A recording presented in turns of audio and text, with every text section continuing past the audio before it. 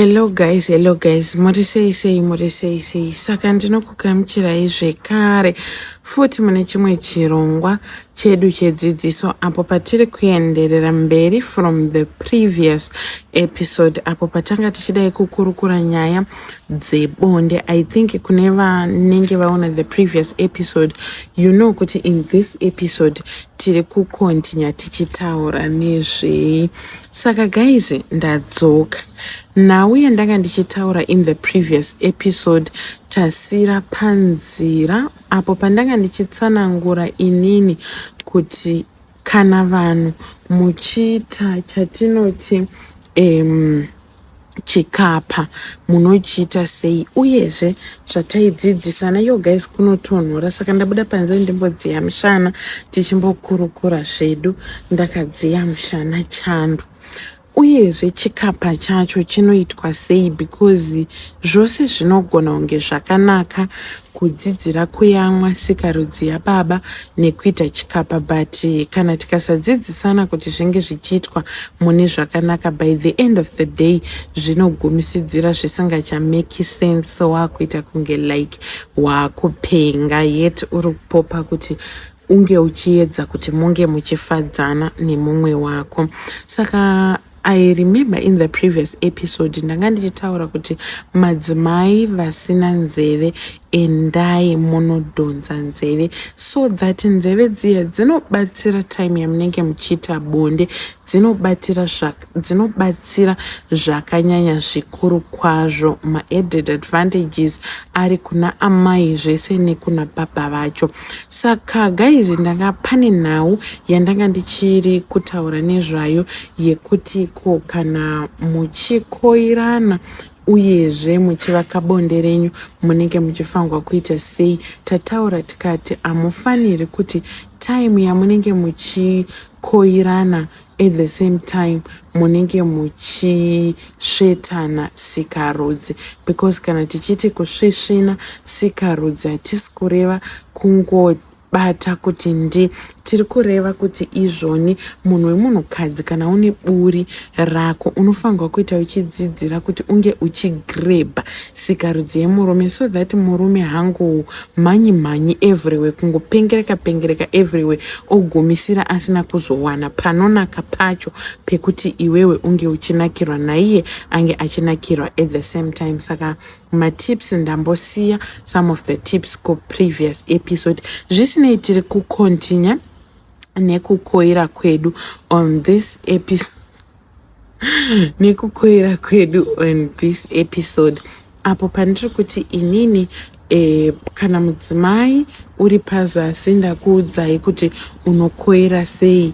Vana baba ndatsanangura, vanenge vachida kuziva vatanga kuona this episode vasina kuona the previous one, mukatarisa kumashure munobaya profile yangu then mukabaya profile yangu modzvanya pakanzi videos, muchamaona nekuteverana kwawo achiplaya palist ipapo, then wobva wachuza raunenge uchida kuona kana kuti wobva wasarudza rekumashure raunenge usina kuona. Saka guys, I think panhau yechikapa yekukoira mukadzi ari pazasi baba vari pamusoro tataura nezvayo. Then tava kutaura nhau yemudzimai anenge achikoira iye ari pamusoro baba vari pazasi.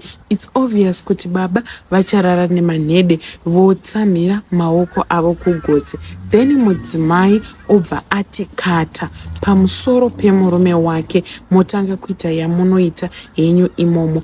That position ndo inonyanya kuda kuyamwa blambi zvakanyanya uri pamusoro ipapo, ndo panonyanya kuda kuti unge uchisunga sikarudzi yako zvakanyanya. Vamwe you might say kuti it's not comfortable, but with time, as time goes on ukajaira, you will feel very comfortable, so that iwewewo kana ukadzosa sikarudzi yako ikava panzvimbo ikava tight, murume wako anokwanisa kuti asvikire kana kuti agume nyama dzese dziri musikarudzi imomo, newewo nyama dzako dzese dzinenge dzichigumiwa nesikarudzi yemurume wako. Zvinozo kubatsiridza izvo panhau iya yatiri kugwisana nayo yekutunda kuti mukadzi kana kuti murume ange achinokwanisa mukutunda mune zvakanaka. Saka amai, kana muchinge makwira pamusoro pababa, kukoira tati kunokoira chiuno chete, ndicho chinokoira. Chiuno ndicho chinoshanda, kungava kuenda mberi, kungava kudzoka shure, kungava kukwira mudenga muchidzika pasi, kunongoshanda chiuno. Munhu haukoiri nemuviri wose uchiita kunge munhu akagadhabhisa. No, you don't do that. Kunoku kumusoro kunofanirwa kuramba kuri steady, kwakadzikama.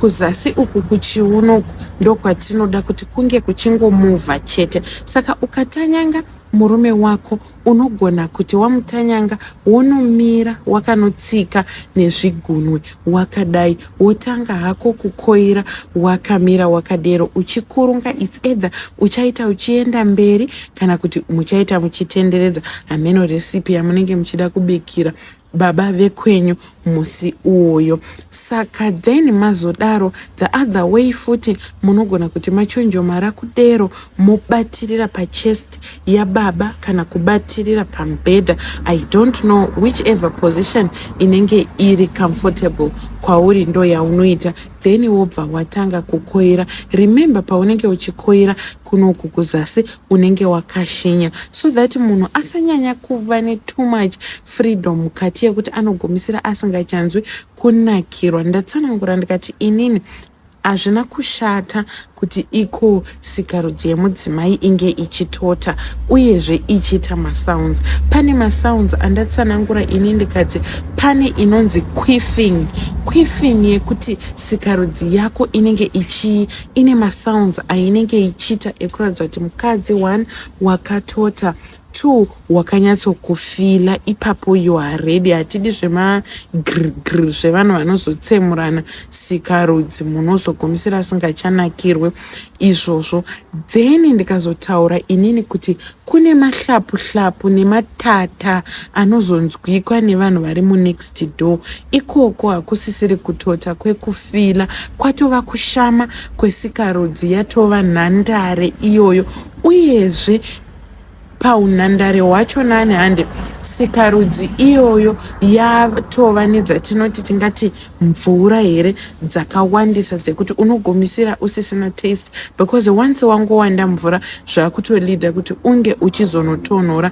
Ukangotonhora hauchanaki, because chinonaka pamudzimai itemperature. That's why muchinzwa varume vachiti mukadzi ane nhumbu anonaka stereki. Why? Because the moment yaunobatira pamuviri temperature yako inobva yakwira. Saka murume time yanozonosanganawo pabonde anobva atanga kudzirwa, anobva anzwa kamwe kakunaka kari extraordinary.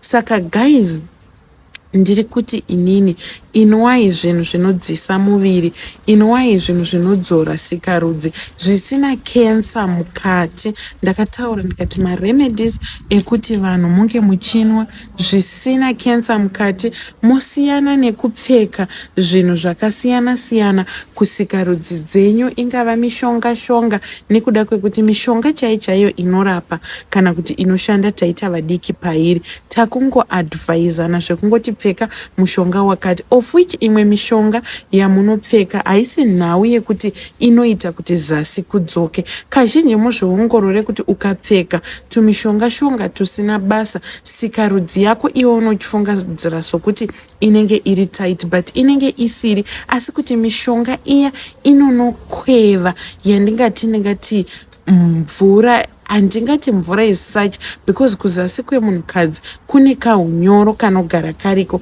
inonokweva zvose izvozvo. Yakweva yobva yazvimbisa mukati mesikarudzi yako, zvekuti mukati mesikarudzi yako mukazvimba, murume wako paanozonopinda anobva anzwa kunge muri tight. But kazhinji ukazviongorora paunenge washandisa zvinhu izvozvo, bonde racho harizonakidze. Why? Because mukazviongorora ukashandisa izvozvo zvinopfekwa zvacho kuzasi kwacho pamunenge muchiti kwava tight, kazhinji muzviongorore kuti nyangwa murume wako akakubata sei mushure mekunge wapfeka zvinhu izvozvo hautoti.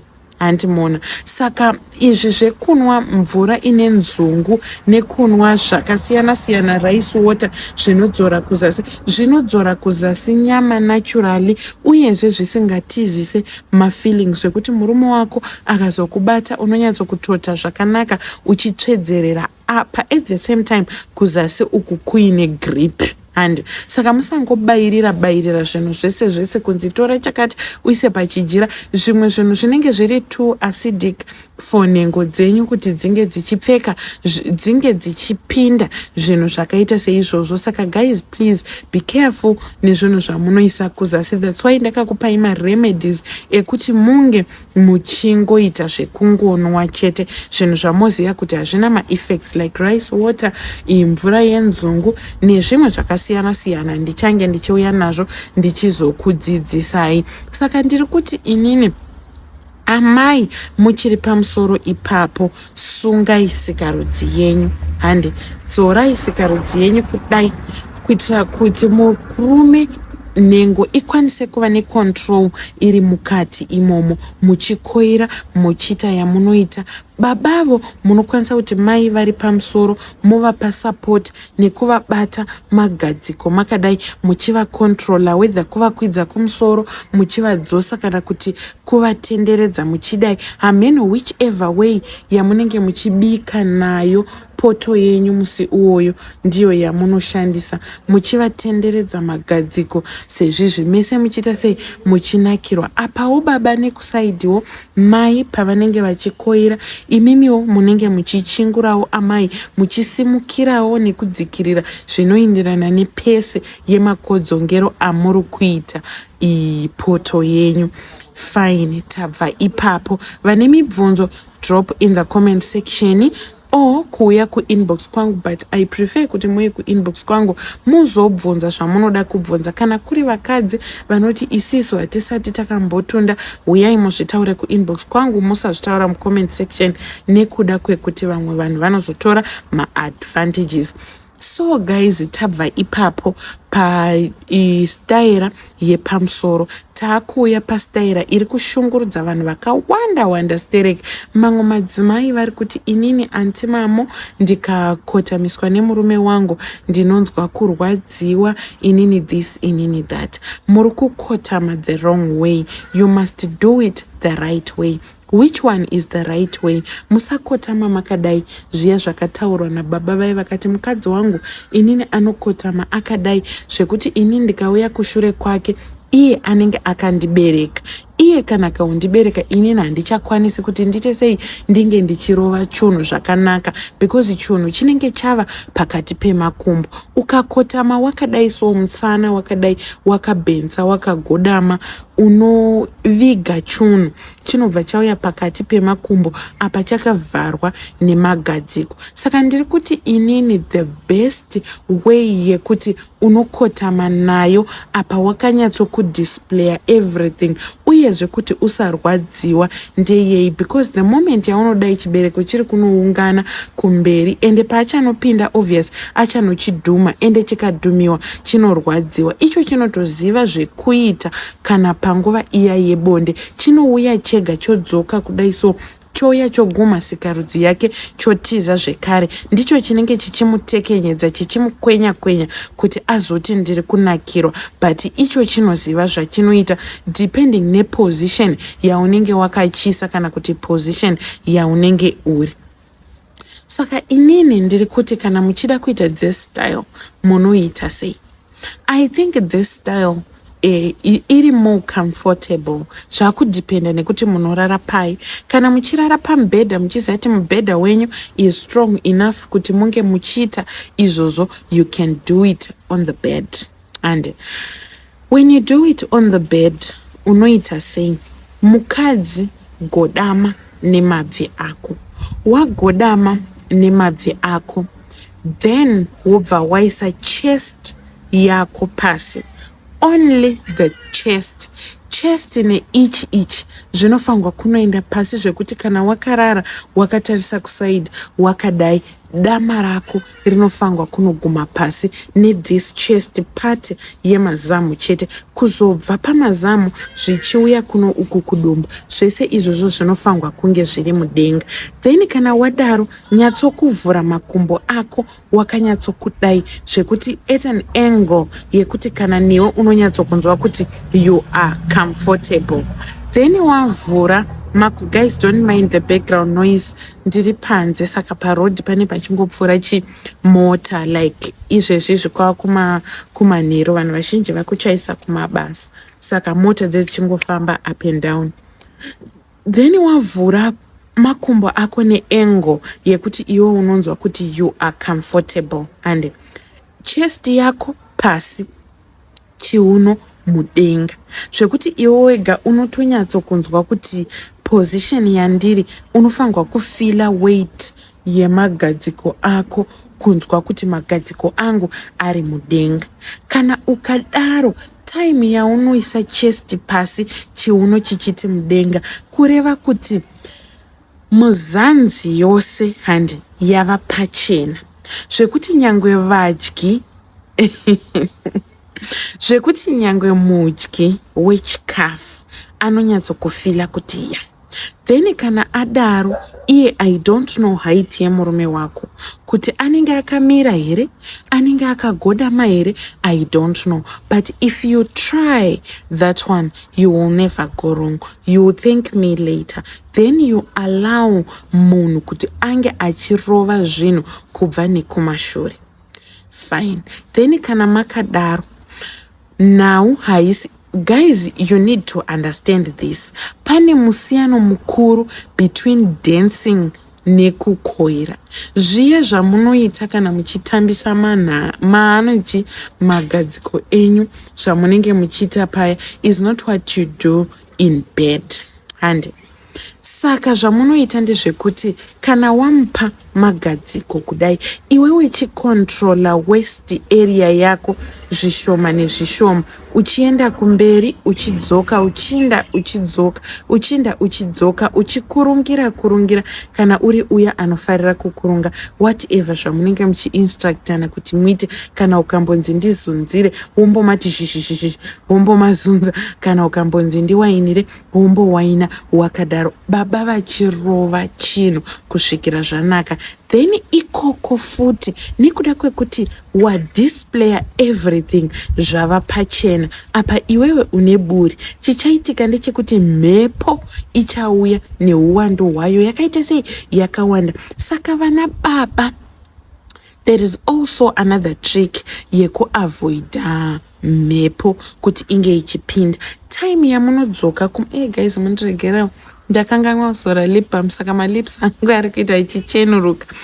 Time yamunobudisa muchivhomora kudai, hamuvhomori yese kusvika pekupedzisira kuti mwa, kusvika pekupedzisira, because the moment yamuri kuti mwa muchidai so hande, muchisvotora yese, mhepo iri kupinda. Saka vana baba, paya panotangira bhaudho rechisoro paya ndo pamunogumira, then mobva maita sei, mobva madzokera. Apa iwewewo munhukadzi, sikarudzi yako wakadini, wakasunga, tiri kuitirei, tiri kuitira mhepo. Mhepo ikapinda ikaenda kumberi, murume akazotevera kumashure, 1, murume hanakirwe, 2, iwewe haunakirwe. Pakusi haungotadzi kunakirwa chete, unorwadziwa because mhepo iya inenge yakavharigwa kumberi. Saka murume kuti achinohita pa the right spot chaipo panofangwa kuti ange achinorova, hasi kukwanisa kuti anorova because ari kugamiwa nemhepo.